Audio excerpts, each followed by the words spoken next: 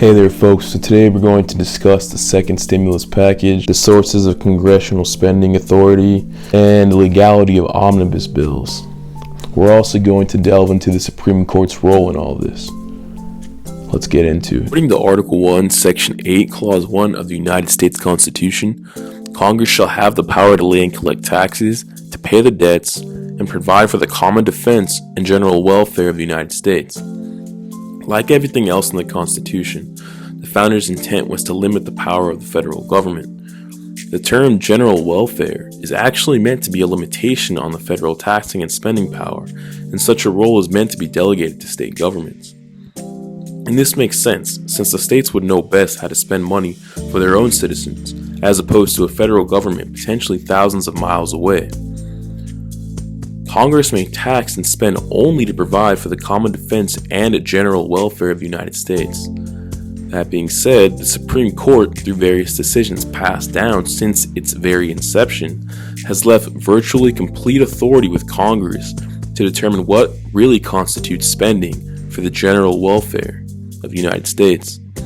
Typically, it's the role of the legislature to write and make laws, while on the other hand, it is the role of the courts to interpret the finer details of what the law means in practice. Now we're going to discuss omnibus bills, and I'd like to illustrate what that actually is with a little background of the founding of the American Republic.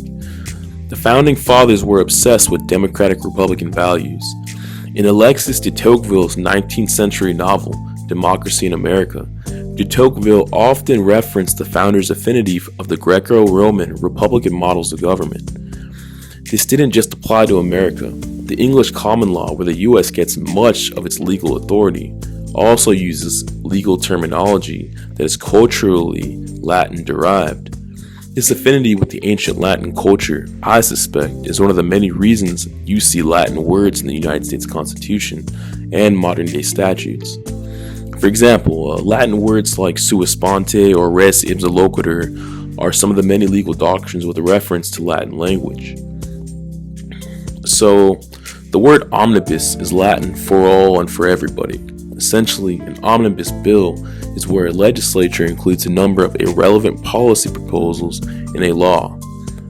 Today, it is used by state legislatures and the federal legislature and lobbying groups to sneak in spending for irrelevant special interests.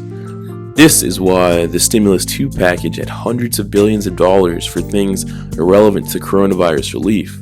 For example, like billions of dollars for Pakistan. The second stimulus was up in the air, and President Trump inferred that he would not sign it unless the bill included at least $2,000 in direct payments to the American citizens. Trump could have done this because a congressional bill requires presidential signatures, which is one of the many features of governmental checks and balances. Now, some might say omnibus bills are corrupt inherently. I have to admit, on its face, a practice like this has an appearance of impropriety. That being said, bills like this are perfectly legal and within the bounds of congressional authority. I personally think a practice like this is inherently corrupt and unbecoming of the American Republic. In politics, make no mistake that this happens all the time though.